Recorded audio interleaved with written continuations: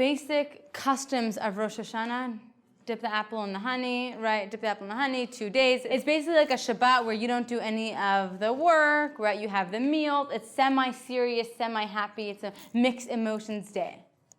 Questions on the customs? Any specific questions? We can speak about that forever. No, okay, so we're going on. Rav, Oh, it's very fast. It's fast? Tell me to slow down. I appreciate that. Rav Shner Zalman of Liadi, one of the Chabad rabbis, he was in prison in Europe, and one of the guards stopped him and asked, "You look like a Jewish rabbi. You must know this question. When Adam was in the Garden of Eden and he ate from the forbidden fruit, what did God say to him? Adam, ayeka, where are you?" Right? Didn't God know where Adam was? Asked the prison guard, right? Where are you? If you think your God is totally omniscient and all-powerful and almighty, didn't he know where he was? Why is he asking, where are you? And said the rabbi, do you believe the Torah is eternal? Do you believe the Torah is talking to all generations?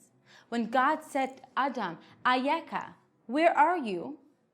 God was talking to us today in the 21st century, year 2016, sitting here in the Avigial classroom, sitting here in Jerusalem, studying Torah. I wish I had more time with you guys, right? But you're here and you're learning. That means you're questioning what you're doing here.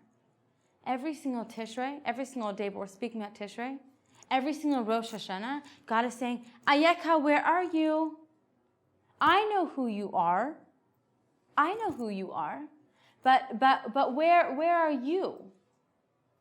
That's what Rosh Hashanah is. It's a day of, what do I want?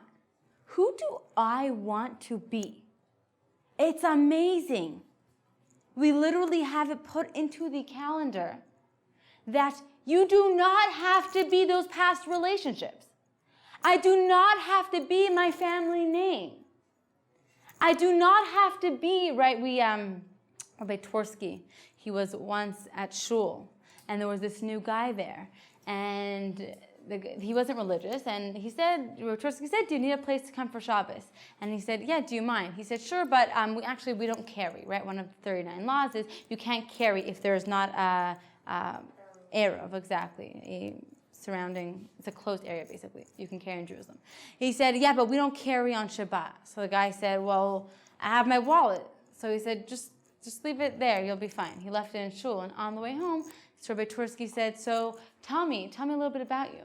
Like, who are you? And the guy reached into his pocket, and he was jarred when he couldn't find his wallet to hand him the business card, right? Who are you? My identity is my business card. My identity is the initials behind my name. My identity is the brand of clothing that I wear. Rosh Hashanah is, who are you? What's your identity? We said when we were speaking about Rosh Chodesh, Hakol holech achar harosh, which means everything goes after the beginning. We know that. We know that in life. Everything goes after the beginning. Rosh Hashanah is the beginning. Rosh Hashanah is the seed. How do I want this year to go? These 48 hours form the spiritual seed of the entire year. Rosh Hashanah is that initial thought. There are two main aspects of the day of Rosh Hashanah. What are they? Do we know what Rosh Hashanah is, what we're doing on Rosh Hashanah? Eating and cooking. Eating, not cooking. Reflecting. What is the main point of the day? It's a day of judgment, right? Rosh Hashanah is a day of judgment. It's a day when how our year is going to go is decided. My sister, right now, she's in the middle of she's pregnant. She's in the middle of a very big health scare. God willing, everything should go fine. She's going to surgery really soon. And I couldn't help but think, that was decided on Rosh Hashanah. The fact that you're going to get pregnant and the fact that you're not able to keep that pregnancy, that was decided on Rosh Hashanah. Right? All those people who passed away this year in Israel and around the world, that was decided on Rosh Hashanah. Rosh Hashanah is a day of judgment because Adam and Chava, that was their day of judgment, right? We mess up. That's what we do as Jews. The day they were born, they ate from the one tree they couldn't, right? The Torah is a book of mistakes. We're not looking for perfection. The Torah is not looking for perfection. When Moses went up to the mountain, the Medrash tells us, when Moses went up to the mountain to get the Torah, the angels looked at God and said, God, what is this? And God said, well, it's a man. He came to get the Torah. And the angel said, the Torah? It's perfect. Why would you give it to a man who is flesh and blood? They're going to mess it up. And so God tells the Medrash. God turned to Moses and he said, Moshe, defend yourself. And so Moshe said, angels, this Torah that you're giving me, tell me, what's written in this Torah? And the angel said, Ani Hashem Elokecha lo yeh lachem Elokim acherim. The first of the 10 Commandments, the first two. I am Hashem, your God. You shall have no other power. Right? 1. And Moshe turned to the angel and said, were you guys slaves in Egypt where you were surrounded by people who were serving idols, that you were tempted to serve their idols? And they said, no. And he said, what else is written in it? And he said, well, you shall not covet your neighbor's wife. You shall not be jealous. And Moses said, are you surrounded by neighbors who have nicer cars, or their wives are prettier, or they have other things that you don't have, that you have that challenge, right? And they went through commandment after commandment where Moses was saying, keep kavod savicha v'esimecha, right? One of the hardest commandments. You must honor your mother and father. It's not because they deserve it. Not my parents are good, they deserve it. It's a commandment. You should honor them. Why? Because they're your parents. Moses said, do you have parents that it gets hard to honor them, to respect them? Do you have parents who mess up and you still have to tell yourself it's okay, they're your parents? Right? And it says, the angel said, the Torah belongs down there. It's not for heaven. Right? Torah means horaot. It's instructions. It's instructions for living, not for perfection. Which is why we have Rosh Hashanah every single year. Every single year we have Rosh Hashanah. Every single year we're starting again. And so the first part we say is Rosh Hashanah is the day of judgment. The second part is it's a day of saying, God, you are the king. Crowning God as king, if you would call it. That's what Rosh Hashanah is. Does that mean anything? What does it mean to crown God as king? So day of judgment we get, right? Like we're all our deeds are passed before heaven, and our year is going to be judged. What does that mean to crown God as king? Shows that we accept him. We accept him. That we're accepting God. Yeah. Okay, more. He's above us. Hmm? Usually when you think of crowning a king, you think of a new beginning. So it's like a restart on your life. That's nice. That's beautiful. I didn't think of it like that. Because when you crown a new king, that means it's the beginning. That's such a nice idea. What does it mean to crown God as king? Putting him above you also. Putting him above us. Right? So the idea of king is a little bit far-fetched, right? Like king to us is like Queen Elizabeth, who Duchess Kate, who has her babies. Like, what does king really mean, right? We don't really have that association of a king, what it was back then. So funny enough, when I think of king over our life, I actually think of like a smartphone or like Facebook, right? What is a king? Someone who we have to answer to. Not literally answer the phone to, but someone who we have to answer to. Someone who we have to check in with, right? It's like when the phone rings, it's almost like it's a command for us. We have to answer the phone, right? What does it mean to have a king? It means that there's someone playing an active role in my life. A king means there's an active role in my life. How you say king in Hebrew is melech, king. Is the same, yeah. Well, I was just wondering, why do we have the same word king that can be applied to both God and humans? Because there's so many words in Hebrew and that have such deep meanings and all that stuff. So you'd think they'd come up with a different word. You say King David and then and God is a king. You can say it in the same sentence, and it's It's a great question. Any ideas? Well, God has many terms, not just king. So maybe that could be part of it. It's not we never just say our king. It's always like our God, our king, or other word. It's a good question. My guess would be something like that. And also, God isn't referred to as a king in the Torah. It's more like human beings gave that term. It's written in the Talmud.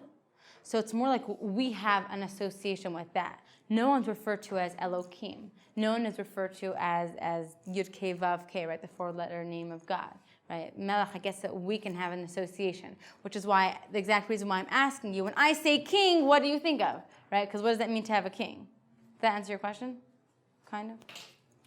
Actually, when we're speaking about king, how you write the letter of the Aleph Beis goes Aleph Beis Gimel Daled Hey Vav Zayin Ches Tes. What else? Yud, then Kaf, then Lamed, Mem, Nun. Okay, let's start there, right? When you put it this way, right, it spells klum, nothing, right? The letter of the Aleph is Kaf Lamed Mem means klum, it's nothing. When you turn it around, it's Mem Lamed Kaf, which is obviously Melech, right? A Melech, a king. Who is a king? Someone who is looking backwards, right? Looking backwards towards the people and looking backwards towards the Yud, right? Yud is, the numerical value is 10. Did you say that? The numerical value of Yud is 10, which is the number for a minyan. Right? You can make a minyan, a quorum of men, right? So a king is someone who's looking over the people, watching over them. What does it mean for us to have a king in our life? What does it mean to have someone to answer to? It's hard, right? Because I don't want to have to answer to anyone. The idea of Rosh Hashanah is to go from a place of constraint to a place of expansiveness. God wants more for us than we can ever want for ourselves. He wants more for us than we can ever want for ourselves. The shofar, right? That little ram's horn that we blow from, right? It goes small and then bigger, right? We are going from a place of constraint to a place of expansiveness. God, what's your vision for me? The word shofar, what we blow from, is the same word as shipur, which means to beautify. Lishaper, to improve. Why are we blowing a shofar? People say it's a wake-up call. Ding, ding, ding, ding, ding, ding, a wake-up call. What does that mean? The shofar is the mashal, the parable Rav Pinkus gives, is this boy is sent home from school, and his parents look at him and say, again? Right? Again you're sent home? Go up to your room. And he goes to his room, and he slams the door.